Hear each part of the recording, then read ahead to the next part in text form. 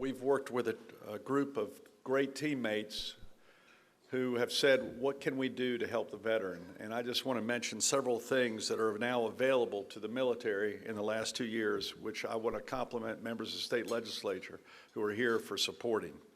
First of all, our main goal to help, especially the veteran coming home, the military member coming home from Afghanistan and Iraq, we want to make sure they can get a job when they come home.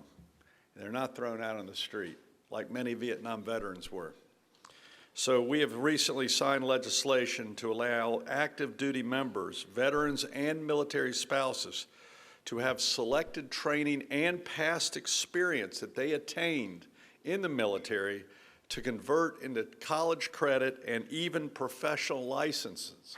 The same thing has to do with information technology specialists, mechanics, educators, and now even law enforcement, where we just passed legislation which will allow a member of the military who's had police training to become a deputy sheriff without having to go through training that they've already had. Our goal is to help our veterans, and they deserve it, and we want them to get jobs and not have to go to school to take courses that they already have that talent. And I'm very, very proud of our legislature for supporting our efforts to make that happen. The second thing I want to briefly mention is in-state tuition. A lot of the military, members of the military who go to our military bases here in North Carolina do not officially live in North Carolina. But guess what? We want them to stay in North Carolina, and we want them to get an education in North Carolina.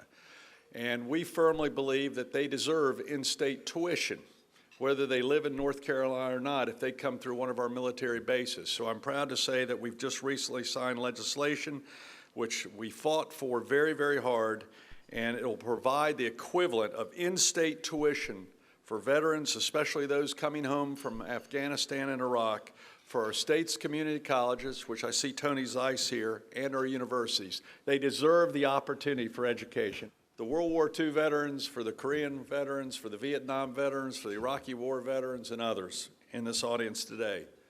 When you need to renew your driver's license, or if you need your driver's license now with a photo ID to vote in the future, when you go to the DMV, and now I hope the DMV line's less than 15 minutes, that's our goal, go try it out. It was an hour and a half 2 years ago. Now when you go to the DMV, bring your military papers with you. And we will put on your driver's license veteran. So then when you go to Rite Aid or you want a discount movie ticket or restaurant, you don't have to pull out your papers or bring your papers anymore. You just pull out your North Carolina driver's license, which says veteran, U.S. military veteran, on your driver's license. So don't forget that when you renew your driver's license. You deserve it. We want you to have it. And I'm also proud to say, as of about 3 weeks ago, I swore in Cornell Wilson, General Cornell Wilson, a two-star General Marine, retired, as the first Secretary of Military and Veterans Affairs in the state of North Carolina. That's how much we applaud you and how we think you're so important, and we'll never forget you. God bless each one of you. Thank you very much.